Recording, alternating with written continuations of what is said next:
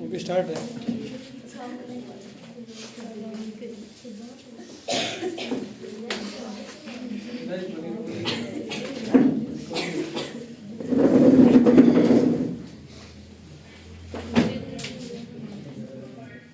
चलो मैं थोड़ा सा रिपीट कर दूं, क्लास में बरोबर करो, ध्यान करो। अपन शुरू करा क्षेत्र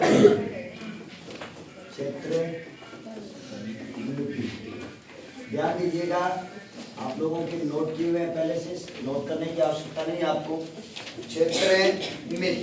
क्षेत्र मिति में अपने पढ़ेंगे एक तो 2D, क्या पढ़ेंगे 3D। 2D का मतलब क्या होता है? द्विविमीय आकृतियां, द्विविमीय आकृतियां। और 3D त्रिविमीय आकृतियां, जिनमें 3 विमाएं हों, उन्हें क्या बोला जाता है? त्रिविमीय आकृति बोला जाता है। या फिर जिन आकृतियों को अपने छू सकते हैं वो आकृतियां क्या होती हैं? 3D आकृतियां होती है।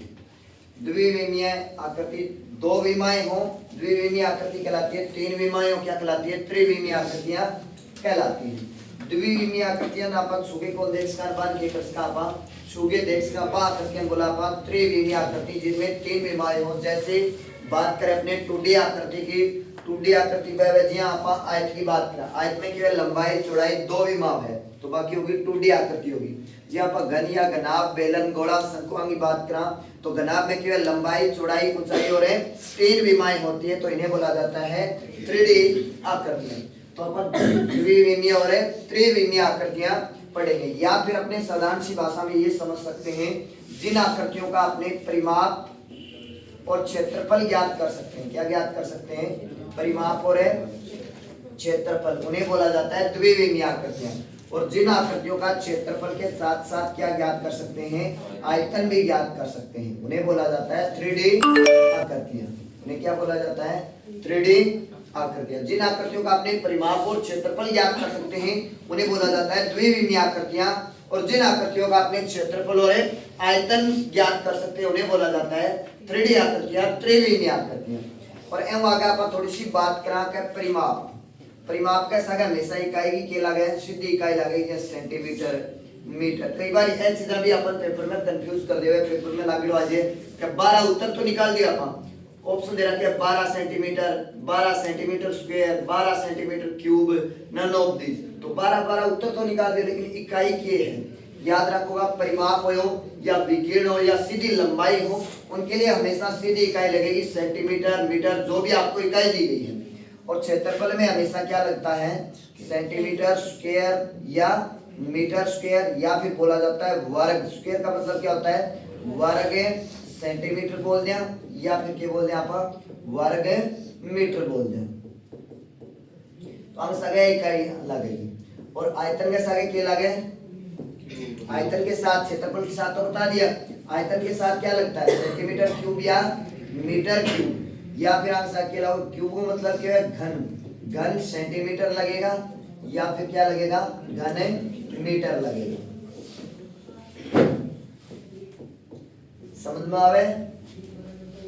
यानी जकी इकाइयों को अपन क्षेत्रफल और आयतन का ज्ञात कर सकते हैं, तो वह 3D आकृतियां। और जकी आकृतियों को अपन परिमाप और क्षेत्रफल ज्ञात कर सकते हैं, कि वह 2D आकृतियां। या फिर ये बोल सकते हैं, जिन आकृतियों को अपने छू सकते हैं वो आकृतियां क्या होती है? 3D आकृतियां होती है। और जिन आकृतियों को अपने छू के नहीं देख सकते, छू नहीं सकते, वो आकृतियां देख तो सकते हैं, ठीक है। जिन आकृतियों को अपने छू नहीं सकते वो आकृतियां क्या होती है? द्विविमीय आकृतियां होती है। या फिर परिमाप और क्षेत्रफल ज्ञात करना है आकृतियां, क्षेत्रफल और आयतन ज्ञात करना है। परिमाप विकीर्ण या सीधी लंबाई के लिए इकाई क्या होगी? सेंटीमीटर या मीटर, या जो भी इकाई दी गई है वो सीधी इकाई लगेगी। और क्षेत्रफल के साथ क्या लगता है? स्क्वायर या वर्ग बोला ना अपन। और आयतन के साथ क्या लगा है? घन या क्यूब लगता है, ठीक है। मतलब पड़ गई इतनी बात। अब आप आगे स्टार्ट करा सारा पहली बहुत बात करा पर 2D और 3D की बात करना है। तो 2D और 3D, 2D आकृतियां विशिष्ट आकृतियां है और 3D आकृतियां विशिष्ट आकृतियां। 2D आकृतियों में एक तो पढ़ेंगे अपने क्या क्या चीजें पढ़ेंगे, मैं आपको बता देता हूँ। एक तो पढ़ेंगे अपने त्रिभुज, दूसरा क्या पढ़ेंगे इसमें? चतुर्भुज, और तीसरा क्या पढ़ेंगे इनमें? वर्ग। तीसरा क्या पढ़ेंगे? वर्ग। पहला पढ़ेंगे त्रिभुज, फिर चतुर्भुज, फिर वर्ग। और 3D आकृतियों में अपने पढ़ेंगे पहला घन, दूसरा घनाभ, तीसरा बेलन, सारा परिचित हो बेलन, बेलन। चौथा क्या पढ़ेंगे? चौथों के पढ़ेगा शंकु।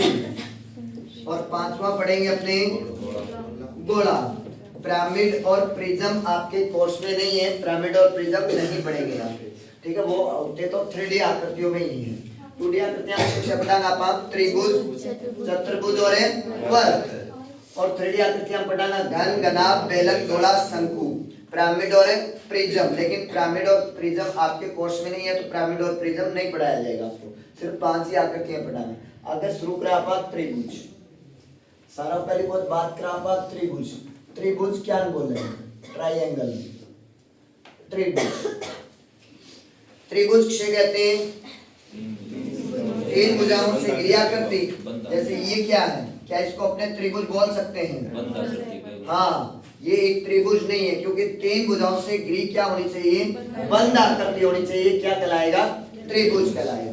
तो 3 भुजाओं से घिरी बंद आकृति, 3 भुजाओं से घिरी बंद आकृति, 3 भुजाओं से घिरी बंद आकृति त्रिभुज कहलाती है। 3 भुजाओं से घिरी बंद आकृति त्रिभुज कहलाती है। 3 भुजाओं घिरी बंद आकृति क्या बोला आप? त्रिभुज।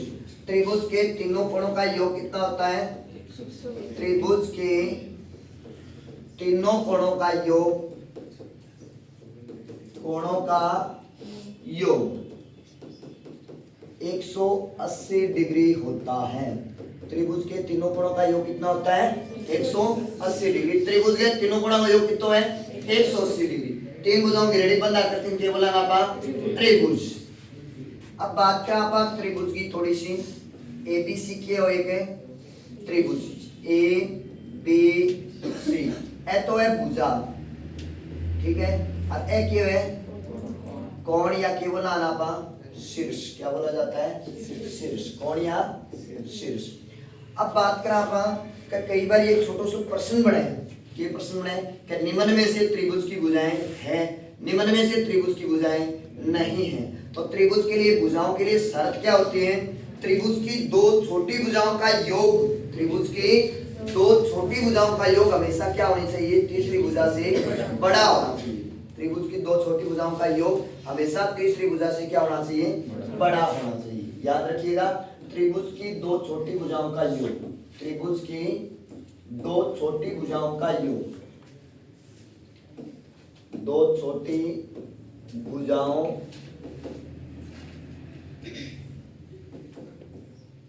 का योग तीसरी भुजा से, तीसरी भुजा से हमेशा बड़ा होता है। तीसरी भुजा से हमेशा बड़ा होता है। याद रखिएगा, त्रिभुज की 2 छोटी भुजाओं का योग हमेशा तीसरी भुजा से क्या होता है? बड़ा होता है। और त्रिभुज की 2 बड़ी भुजाओं का अंतर तीसरी भुजा से हमेशा क्या होता है? अंतर क्या होगा? छोटा होगा। योग क्या होगा? बड़ा होगा। याद रखिएगा, त्रिभुज की 2 बड़ी भुजाओं का अंतर, त्रिभुज की 2 बड़ी भुजाओं का अंतर तीसरी भुजा से छोटा होता है, तभी वो त्रिभुज की क्या होगी? भुजाएं होगी। पहले पढ़िए त्रिभुज के बारे में। त्रिभुज क्या बोला? 3 भुजाओं से घिरी बंद आकृति को क्या बोला जाता है? त्रिभुज के तीनों कोणों का योग कितना होता है? 180। त्रिभुज की 2 छोटी भुजाओं का योग तीसरी भुजा से क्या होना चाहिए? बड़ा। त्रिभुज की 2 बड़ी भुजाओं का अंतर हमेशा तीसरी भुजा से क्या होना चाहिए? छोटा होना चाहिए। जैसे बात करें, मैं बात करता हूं कि 3 4 5, क्या ये त्रिभुज की भुजाएं हैं? चलो आप एक छोटा सा एग्जांपल लेके देखा कि मैं निम्न में से त्रिभुज की भुजाएं हैं, निम्न में से त्रिभुज की भुजाएं हैं, त्रिभुज की भुजाएं हैं। ऐसा क्वेश्चन आ सकता है, छोटा सा, कोई बड़ी बात नहीं है। ठीक है, निम्न में से त्रिभुज की भुजाएं हैं। आपको ए ऑप्शन दे दिया 3 4 और 2, चलो बी ऑप्शन दे दिया 2 3 5, सी ऑप्शन दे दिया आपको 3 4 5, डी ऑप्शन आपको दे दिया 2 3 1। इनमें से कौन सी त्रिभुज की भुजाएं हैं? इनमें से कौन से त्रिभुज की भुजाएं हैं? निम्न में से त्रिभुज की भुजाएं हैं। छोटा सा क्वेश्चन बना सकता है, कोई बड़ी बात नहीं है। बताइए निम्न में से कौन सी त्रिभुज की भुजाएं हैं? त्रिभुज की भुजाओं के लिए मैंने शर्त क्या बताई थी? त्रिभुज की दो छोटी भुजाओं का योग तीसरी भुजा से हमेशा क्या होता है? बड़ा होता है। देखिए त्रिभुज की दो छोटी भुजाएं, त्रिभुज की दो छोटी भुजा को योग तीसरी भुजा हमेशा क्या होगा? बड़ा होगा। तो देखा हम देखो कितना है? 5 आने ला रहे हैं, 5 तीसरी भुजा से क्या है? बड़ा है, हो सकती है ये। चलिए आगे चलते हैं। 2 3 अगला मेरे को त्रिभुज की दो छोटी भुजा वो बराबर हो रहा है। ये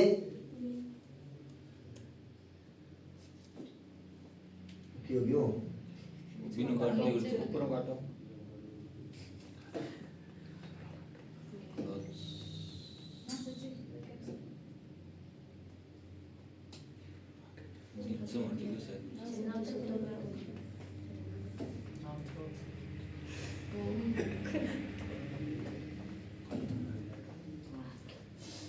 त्रिभुज की हम जोड़ के देखा आप 3 2 5। त्रिभुज की दो छोटी भुजा जोड़ा बराबर आना है और मैं क्या बताया हमेशा क्या होना चाहिए? बड़ा होना चाहिए। ऑप्शन भी कौन है उसमें? एन अपन लेके देखा 4 3 7, 4 और 3 7 हो रहा है, तो ये ऑप्शन हो सकता है। इनको देखो त्रिभुज की दो छोटी भुजाओं को जोड़ोगे 2 और 1 3, ये भी नहीं हो सकता। अब हमारे सामने कंडीशन होगी 2, एक तो ऑप्शन हो सकता है ए या सी, उसका दोनों ही हुए कि चेक करके देख लिया आप। अब देखो दूसरी शर्त में धन क्या बताई? त्रिभुज की दो बड़ी भुजाओं का अंतर, त्रिभुज की दो बड़ी भुजाओं का अंतर हमेशा तीसरी भुजा से क्या होता है? छोटा होता है। देखिएगा त्रिभुज की दो बड़ी भुजा, बड़ी भुजा देखो कितना है? एमा बड़ी भुजा 1 4 1 3, हम अंतर देखो कितना हुआ है? 1 2 है। तीसरी भुजाओं हमेशा की है? छोटो है, तो उसका ऑप्शन भी है। तो उसका ऑप्शन दोनों ही ऑप्शन होंगे ए और सी। ठीक है, ए और सी सी। ठीक है, समझ में आ गया? अब आप बात करें त्रिभुज, त्रिभुज पटल ला रहा, त्रिभुज के बारे में समझ में आ गया? त्रिभुज क्या बोल रहे हैं? त्रिभुज के प्रकार क्या पढ़ेंगे? त्रिभुज के प्रकार। त्रिभुज कितने प्रकार के होते हैं? त्रिभुज एक तो पढ़ेंगे अपने कोणों के आधार पर। किसके आधार पर? कोणों के आधार पर। दूसरा पढ़ेंगे अपने भुजा के आधार पर, भुजा के आधार पर। और दूसरा पढ़ेंगे अपने कोणों के आधार पर, कोणों के आधार पर। भुजा के आधार पर कितना प्रकार का है? 3 प्रकार है। और कोणों के आधार पर भी कितने प्रकार के होते हैं? 3 प्रकार के त्रिभुज होते हैं। भुजाओं के आधार पर कितने प्रकार के होते हैं? 3 प्रकार के। कोणों के आधार पर भी कितने प्रकार के होते हैं? 3 प्रकार के। भुजा के आधार पर कौन कौन से होते हैं? पहला समबाहु त्रिभुज, याद है ना? बताया जाता है समबाहु त्रिभुज, पढ़ा भी दियो एक बार। समबाहु त्रिभुज। दूसरा समद्विबाहु त्रिभुज, समद्विबाहु त्रिभुज। और तीसरा विषमबाहु त्रिभुज, विषमबाहु त्रिभुज। भुजा के आधार पर 3 प्रकार के, कोणों के आधार पर भी 3 प्रकार के। कौन कौन से? न्यून कोण त्रिभुज, न्यून कोण त्रिभुज। दूसरो समकोण त्रिभुज, समकोण त्रिभुज। और तीसरा अधिक कोण त्रिभुज, अधिक कोण त्रिभुज। पहला न्यून कोण त्रिभुज, दूसरा समकोण त्रिभुज और तीसरा अधिक कोण त्रिभुज। भुजा के आधार पर 3 प्रकार के। कौन कौन से? समबाहु त्रिभुज, समद्विबाहु त्रिभुज और विषमबाहु त्रिभुज। कोणों के आधार पर भी तीन प्रकार के, कौन कौन से? न्यून कोण त्रिभुज, समकोण त्रिभुज और एक अधिक कोण त्रिभुज। अब एक और बच गया, वो किसमें आता है? एक और त्रिभुज बच गया, होता है समकोण समद्विबाहु त्रिभुज। समकोण समद्विबाहु त्रिभुज, इसमें कोण का भी नाम है और भुजा का भी नाम है, समकोण समद्विबाहु त्रिभुज। ठीक है, तो अपने को पढ़ने हैं, एक तो समबाहु त्रिभुज पढ़ेंगे, समद्विबाहु त्रिभुज पढ़ेंगे क्षेत्रमिति में, विषमबाहु त्रिभुज पढ़ेंगे, समकोण समद्विबाहु त्रिभुज पढ़ेंगे और एक पढ़ेंगे अपने समकोण त्रिभुज। बाकी अपने नहीं पढ़ेंगे, पांच कौन कौन से पढ़ेंगे? समबाहु त्रिभुज, समद्विबाहु त्रिभुज, विषमबाहु त्रिभुज, समकोण त्रिभुज और समकोण समद्विबाहु त्रिभुज। एकता आप पांच ही पढ़ागा। न्यून कोण और अधिक कोण यहाँ पे नहीं पढ़ेंगे, अपने इसको पढ़ेंगे जियोमेट्री में। पूरा जियोमेट्री में वापस आपको इनको विस्तार से मैं बताऊंगा। सबसे पहले अपने स्टार्ट करते हैं, पहला भुजा के आधार पर। भुजा के आधार पर पहला प्रकार क्या है? भुजा के आधार पर। सभी के समझ में आ रहा है क्या? पहला है समबाहु त्रिभुज। समबाहु त्रिभुज पहलो पटा आपा समबाहु त्रिभुज। समबाहु त्रिभुज किसे कहते हैं? समबाहु त्रिभुज किसे कहते हैं? नाम से ही पता चल गया। सम का मतलब क्या होता है? समान। बाहु का मतलब क्या होता है? भुजा, समान भुजा। और त्रिभुज में कितनी भुजाएं होती हैं? तीन भुजाएं। तो तीनों भुजाएं समान हो ऐसा त्रिभुज क्या कहलाता है? समबाहु त्रिभुज कहलाता है। समझ में आ रहा है? पीछे पीछे गुड़िया समझ में आ रहा है? समबाहु त्रिभुज यानी समान। सम का मतलब समान, बाहु का मतलब भुजा, समान भुजा। किसकी? त्रिभुज की। त्रिभुज में कितनी भुजाएं होती है? तीन। तीन समान भुजा, तो वह त्रिभुज, वह त्रिभुज जिसकी तीनों भुजाएं समान हो या सभी भुजाएं समान हो। सभी भुजाएं भी कितनी होती है?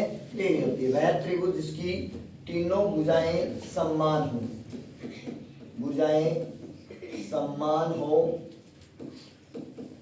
समबाहु त्रिभुज कहलाता है।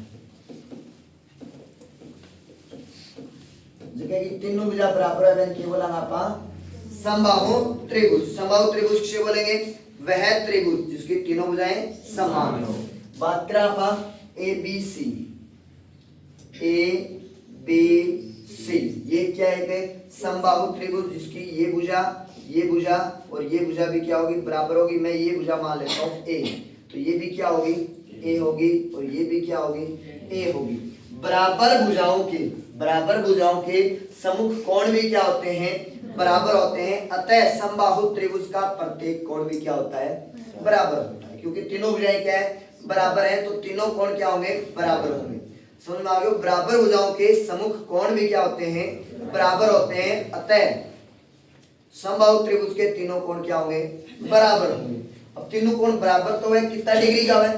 देखो त्रिभुज के तीनों कोणों का योग कितना है? 180 डिग्री। त्रिभुज के तीनों कोणों का योग कितना होता है? 180 डिग्री। और तीनों कोण बराबर है, तो मैं क्या करूंगा? तीन बराबर भागों में बांटने के लिए कितने से भाग दे दूंगा? 3 से। 3 को भाग दिया कितना आ जाएगा? 60 डिग्री। तो अतः अब आप लोग याद रख सकते हो, समबाहु त्रिभुज के तीनों कोण बराबर होते हैं और प्रत्येक कोण का मान कितने डिग्री होता है? 60 डिग्री होता है। पल्ले पड़ेगी की बात। तो समबाहु त्रिभुज किसे कहेंगे? वह त्रिभुज जिसकी तीनों भुजाएं समान हो। तीनों भुजा समान है तो तीनों कोण भी क्या होगा? बराबर। अतः समबाहु त्रिभुज का प्रत्येक कोण कितने डिग्री का होता है? 60 डिग्री का होता है। समबाहु त्रिभुज का, समबाहु त्रिभुज का प्रत्येक कोण 60 डिग्री का होता है। समबाहु त्रिभुज का प्रत्येक कोण कितने डिग्री का होता है? 60 डिग्री का होता है। पल्ले पड़ गयो। समबाहु त्रिभुज क्या बोले? वह त्रिभुज जिसकी तीनों भुजाएं समान हो, समबाहु त्रिभुज कहलाता है। समबाहु त्रिभुज का प्रत्येक कोण 60 डिग्री का होता है। अब आगे बढ़े अपने इसका परिमाप और क्षेत्रफल। परिमाप और क्षेत्रफल की बात करा तो इसका परिमाप क्या होता है, क्षेत्रफल क्या होता है और शीर्ष लंब क्या होता है।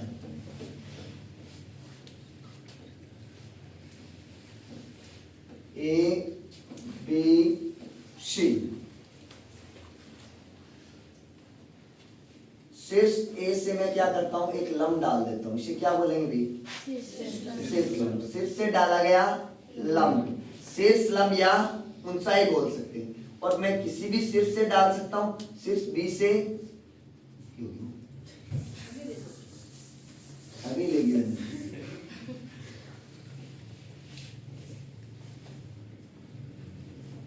ए बी सी, और शीर्ष ए है, शीर्ष ए से मैंने लंब डाल दिया, इसे शीर्ष लंब बोलेंगे इसे। मैंने शीर्ष बी से लंब डाल दिया, इसे भी क्या बोलेंगे, शीर्ष लंब।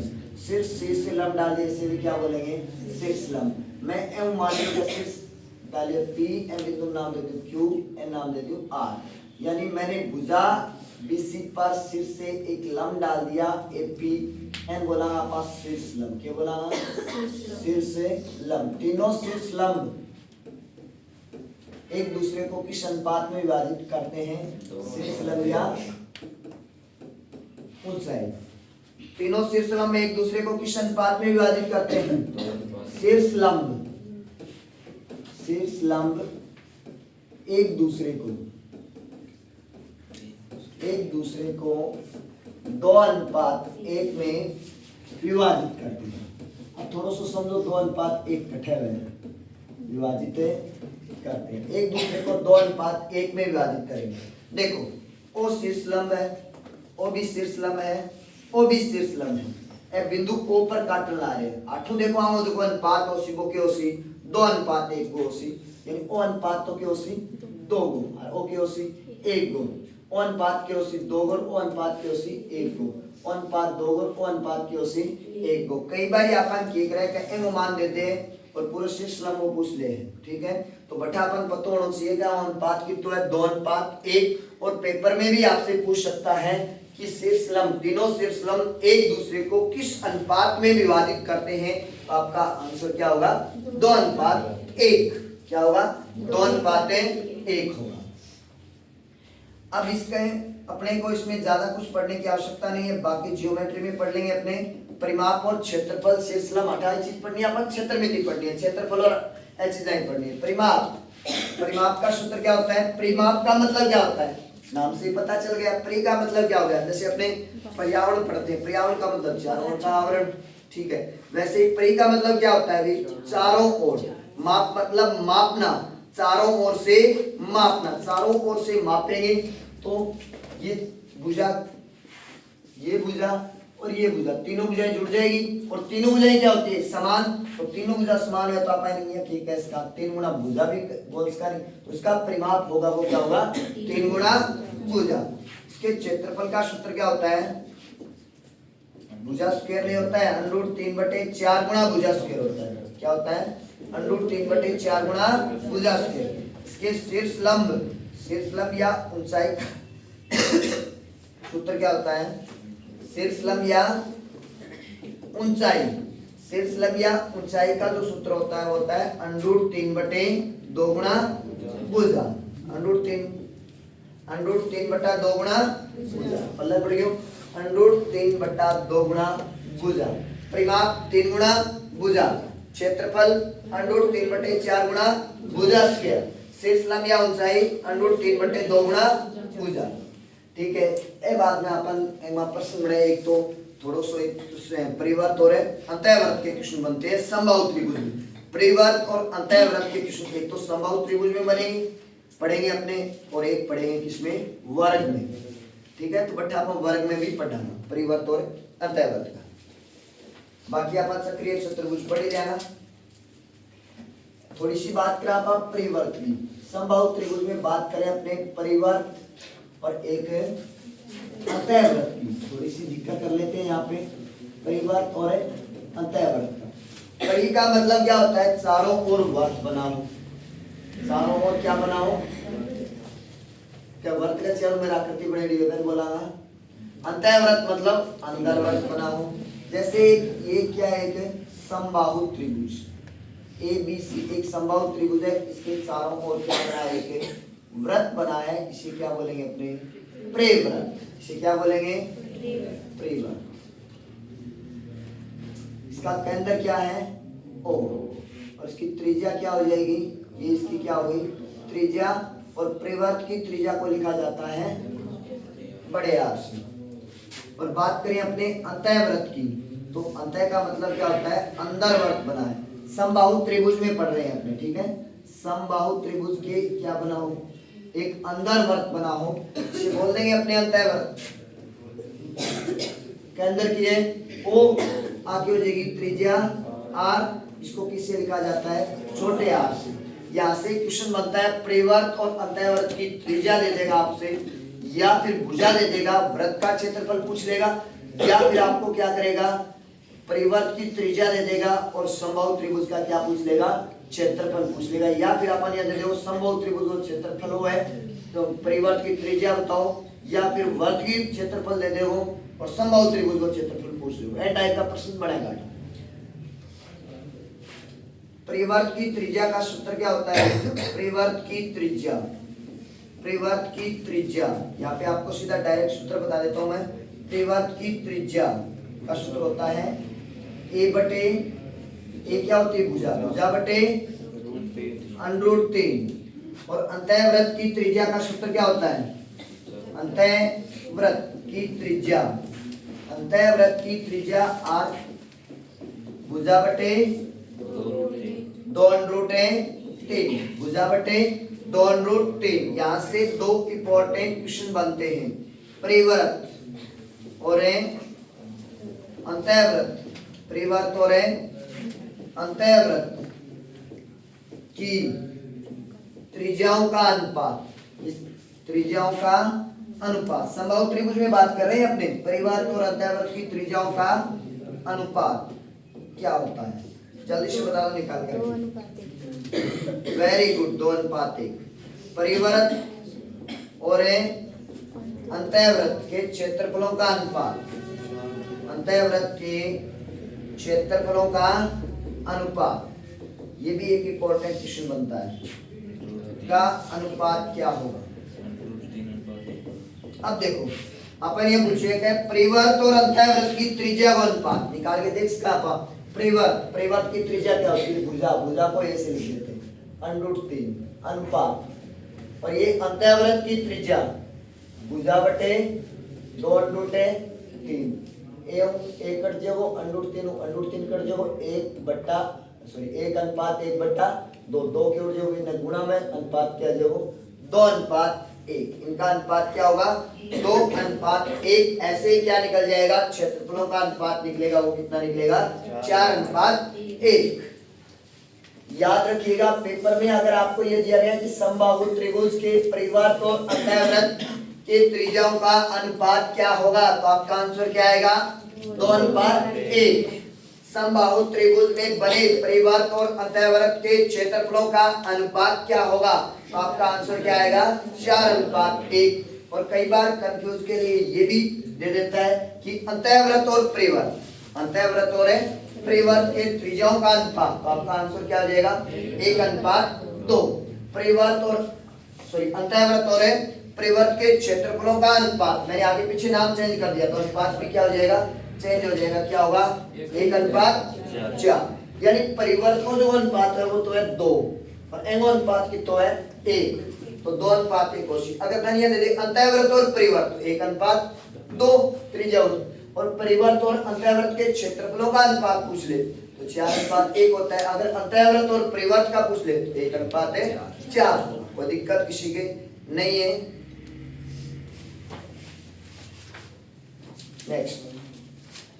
नेक्स्ट एक चीज नोट करके लिखिएगा, वैसे तो आपको मैंने लिखवा दिया है, एक समबाहु त्रिभुज है, एक समबाहु त्रिभुज है, लिखवाई दिया तो एक बार ध्यान कर लीजिए। समबाहु त्रिभुज एबीसी क्या है, एक समबाहु त्रिभुज। समबाहु त्रिभुज में कोई बिंदु क्या है ओ, इस बिंदु पर भुजाओं से 3 लंब, भुजाओं से 3 लंब, भुजाओं से 3 लंब, ये मैं लंब डाल देता हूं P1, और इस भुजा से लंब डाल देता हूं मैं P2, और इस भुजा से लंब डाल देता हूं मैं P3। इस लंब का नाम P1, P2 और P3, 3 लंब पी क्यू आर, ठीक है। तीन लंब ओ पर तीन लंब P1 P2 और P3 डाले गए हैं। तो एक समबाहु त्रिभुज में, एक समबाहु त्रिभुज में, समबाहु त्रिभुज में किसी बिंदु पर तीन लंब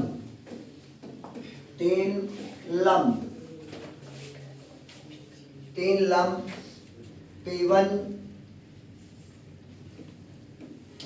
P2 व P3 डाले गए हैं, P1 P2 व P3 डाले गए हैं। तो अब देखो आठवांपन, तीन लंब दे दो P1 P2 और P3, तीन लंब डाले गए हैं। तो उस समबाहु त्रिभुज का क्षेत्रफल क्या होगा?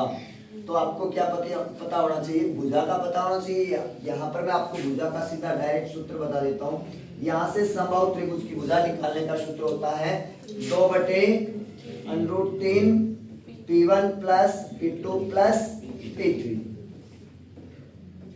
2/√3 P1 plus P2 plus P3। यहाँ से क्या निकालोगे? भुजा, और भुजा निकालने के बाद भुजा पता है तो समबाहु त्रिभुज का क्षेत्रफल निकाल सकते हो। आपको दिक्कत आएगी?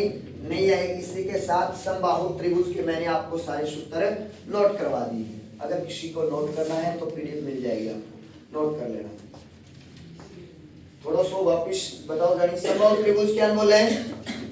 समबाहु त्रिभुज किसे बोलते हैं? वह त्रिभुज जिसकी तीनों भुजाएं समान हो, क्या कहलाता है? समबाहु त्रिभुज। समबाहु त्रिभुज का प्रत्येक कोण 60 डिग्री का होता है। पल्ले पढ़ रहे हैं।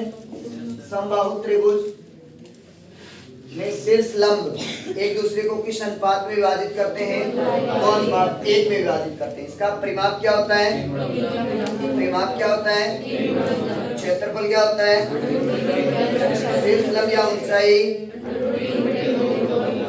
3/2 गुणा भुजा। बात करें परिवर्त और अंतःवृत्त की। परिवर्त क्या बनाओ? समबाहु त्रिभुज के चारों ओर बाहर की तरफ वर्त बनाए, उसे क्या बोलेंगे? परिवर्त। और अंदर की तरफ वर्त बनाए, उसे क्या बोलेंगे? अंतःवृत्त। परिवर्त की त्रिज्या भुजा बटे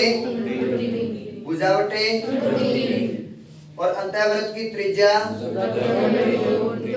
भुजा बटे 2√3। परिवर्त और अंतःवृत्त की त्रिज्याओं का अनुपात क्या होगा?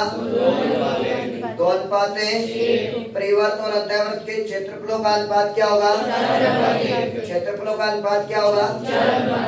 नेक्स्ट, एक समबाहु त्रिभुज में किसी बिंदु पर तीन लंब P1 P2 और P3 डाले गए हो तो उसकी भुजा ज्ञात करने का सूत्र क्या होता है? 2/√3 P1 plus P2 plus P3। पल्ले पड़ गयो। क्वेश्चन मैंने आपको करवा रखे हैं। अगला त्रिभुज पढ़ा दें, बरोबर हो गया। चलो है दूसरा त्रिभुज समद्विबाहु। और जिन विद्यार्थियों ने क्वेश्चन नोट नहीं कर रखे हैं वो एक दूसरे की कॉपी लेकर के नोट कर लेना। जो भी आपके समझ में नहीं आए मैं आपको करवा दूंगा।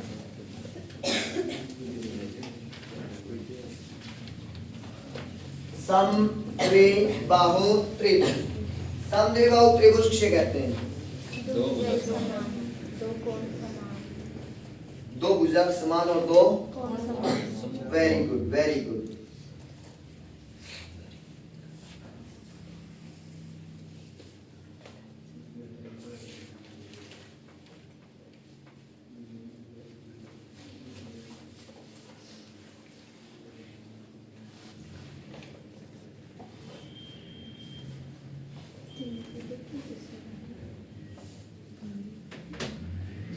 समद्विबाहु त्रिभुज। सम का मतलब समान, द्वि का मतलब दो, बाहु का मतलब भुजा। समान दो भुजा किसकी? ट्राइंगल, त्रिभुज की। त्रिभुज किसे कहते हैं? तीन भुजाओं से घिरी बंद आकृति। यानी वह त्रिभुज जिसकी दो भुजाएं समान हो। समान दो भुजा, दो भुजा के वह समान है, मैं केवल नापा समद्विबाहु त्रिभुज। वह त्रिभुज जिसकी दो भुजाएं समान हो। समद्विबाहु त्रिभुज कहलाता है। वह त्रिभुज जिसकी दो भुजाएं समान हो, दो भुजाएं समान हो, समद्विबाहु त्रिभुज कहलाता है।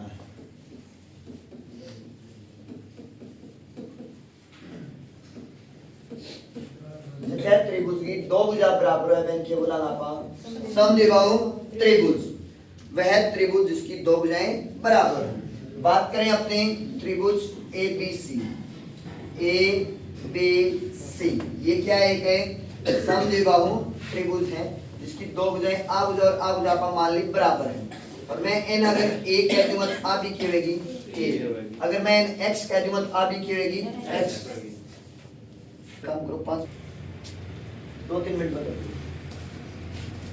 समद्विबाहु त्रिभुज, वह त्रिभुज जिसकी दो भुजाएं समान हो, समद्विबाहु त्रिभुज कहलाता है। जैसे कि दो भुजा के वह बराबर है, मैंने बोला ना आपस समद्विबाहु त्रिभुज।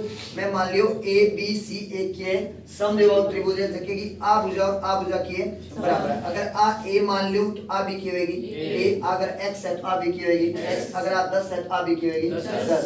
और आ तीसरी भुजा की है अलग है, एन अपन की मान लिया बी मान लिया। एक बार बी की जगह अपन पेपर में कोई भी मान दे रहा हो, या 10 20 30 दो भी दिया हो। और समान भुजाओं के सम्मुख कोण क्या होते हैं, समान होते हैं। तो ये भुजा और ये भुजा समान है तो कौन कौन से कोण बराबर होंगे, ये दो कोण भी क्या होंगे, बराबर होंगे। समान भुजाओं के सम्मुख कोण क्या होते हैं, समान होते हैं। समान भुजाओं के सम्मुख कोण समान होते हैं या बराबर होते हैं।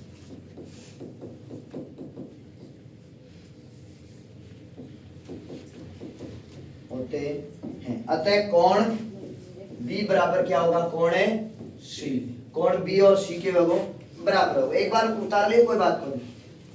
देखिए दो भुजा बराबर है, समद्विबाहु त्रिभुज, समान भुजाओं के समूह कोण क्या होंगे, बराबर।